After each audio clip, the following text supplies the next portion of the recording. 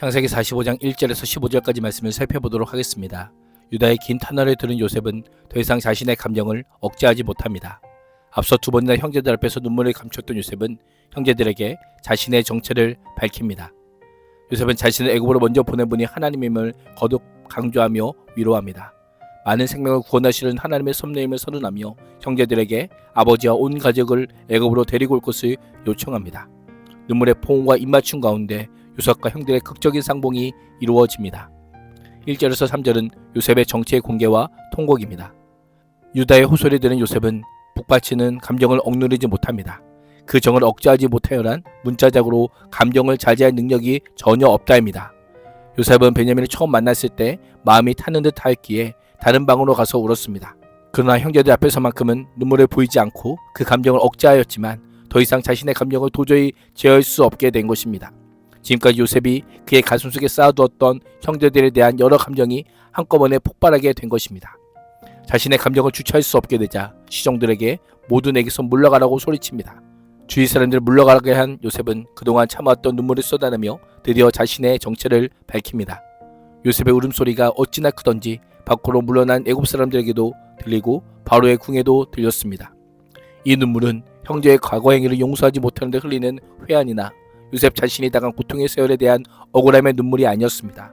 오히려 하나님의 뜻을 깨닫지 못하고 이제까지 인간적인 욕망에 따라 살아온 형들이 이제야 자신들의 잘못을 깨닫고 변화된 것에 대한 감사와 용서의 눈물이었습니다. 목 나오는 요셉의 울음에는 그동안의 고통과 아픔, 참고 인내한 세월이 오롯이 담겨 있었습니다.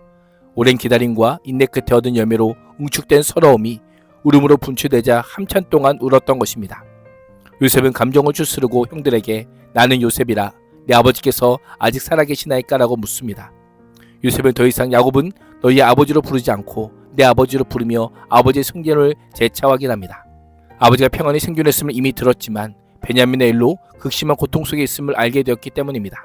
형들이 시험하는 과정 속에서 의도치 않게 아버지의 근심과 상실의 아픔을 주었다는 점이 괴로웠을 것입니다. 놀란 형제들은 어리둥절하여 요셉 앞에서 입이 얼어붙고 말았습니다. 4절에서 8절은 하나님의 섭리와 요셉의 신앙 고백입니다. 요셉은 제발 내게로 가까이 오소서라고 말하며 두려움에 얼어붙은 형들을 안심시킵니다. 그자 형들이 가까이 오자 요셉은 나는 당신들의 아우 요셉이니 당신들이 애굽의 판자라고 하며 자신이 요셉이라는 사실을 확실하게 증명해 보입니다. 당신들이 애굽의 판자라는 표현은 의심할 수 없는 증거입니다. 이것은 형제들만 알고 있는 비밀이기 때문입니다. 대제국의 절대 권력자와 가나안 땅에서 온 자들의 신분의 차이에서 건너설 수 없는 장벽이 존재했지만 요셉은 이 한마디로 그 장벽을 무너뜨립니다. 형들을 향해 당신들이 나를 이곳에 팔았다고 해서 근심하지 말고 한탄하지 말라고 합니다. 형들이 팔았던 동생 요셉이 애굽에서 막강한 권력을 가진 총리가 되었으니 죽을 죄를 지은 것으로 걱정하거나 자책하지 말 것을 권면합니다.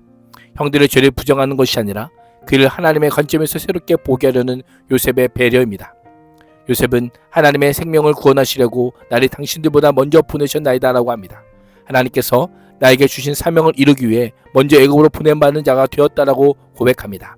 실제로 요셉을 판 자들은 형들이었지만 하나님의 주어로 사용하여 하나님이 형님들보다 나를 여기 앞서 보내셔서 우리의 목숨을 살려주시라고 그렇게 하신 것이다라고 이해시키고 있는 것입니다.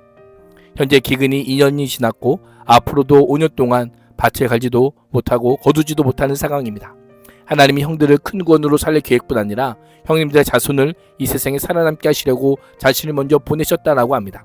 이를 통해 요셉은 하나님께서 자신의 형제들을 애굽으로 이주시킨 것이 단순히 그들의 육적인 생명만 보존하기 위함이 아니라 하나님의 섬기는 백성으로 만들어 그들의 영적 생명까지 구원하시고자 함임을 이미 알고 있었던 것입니다. 요셉은 다시 한번 실제로 나를 이리 보낸 것은 형님들이 아니라 하나님이십니다. 하나님이 나를 이리로 보내셔서 바로의 아버지가 되게 하시고 바로의 온 집안의 최고의 주가 되게 하시고 애굽 온 땅의 통치자로 세우셨다라고 고백합니다. 자신에게 주어진 직분을 점층적으로 묘사함으로 수학적인 기교를 통해 하나님께서 자신에게 행하신 일들이 얼마나 놀랍고 완벽한 것인지를 강조하고 있습니다. 요셉은 인간의 악한 의도마저 구원을 위해 사용하시는 하나님의 주권과 능력을 인정합니다. 인간의 책임이 분명히 있으면서도 궁극적으로는 하나님의 주권적 섭리 아래 있음을 강조합니다. 요셉의 모습을 보십시오. 요셉의 입술에서 지속적으로 하나님의 주인공으로 등장합니다. 요셉은 자신의 삶에서 합력하여 손을 들이시는 하나님의 역사를 보았습니다. 계시하는 꿈을 예상하지 못한 방법으로 성취하시는 하나님의 손길을 경험하였습니다. 요셉은 요셉 한 사람의 인생뿐 아니라 형제들과 가족들의 역사와 그 후손들의 역사까지 모두 이끌어 가시는 하나님이십니다. 그래서 복수하기보다 감사하였고 고난 중에서 더 강팍해지거나 사나워지지 않고 오히려 너그러워졌습니다. 고난과 억울함으로 점철된 인생을 선하신 하나님의 시선으로 재해석할 수 있었던 것입니다. 요셉의 모습은 시련 중에서도 하나님의 섭리를 보고 믿을 수 있는 믿음이 하나님의 주권적인 안목과 시선을 갖게 함을 알려주고 있습니다. 9절에서 15절은 가족 초청과 눈물의 화해입니다. 요셉은 형들에게 즉시 아버지께로 올라가서 아버지를 애굽으로 모셔오도록 요청하며 전날 말까지 알려줍니다. 요셉은 야곱을 내 아버지라고 부릅니다. 자신이 애굽의 총리이기 전에 야곱의 가문에 속한 아들이요 그동안 형제들이 우리 아버지라고 부르던 그분이 자신의 아버지임을 드러내므로 한 아버지의 형제임을 강조합니다. 무엇보다 아버지에 대한 그리움과 사랑과 책임감을 표현합니다. 과거에는 자신을 사랑하고 보호하는 아버지였지만 이제는 자신이 책임지고 봉양해야 될 아버지임을 가리키고 있습니다. 요셉은 크게 세 가지를 전합니다. 첫째, 자신의 현재 신분과 형통함에 대한 소식입니다.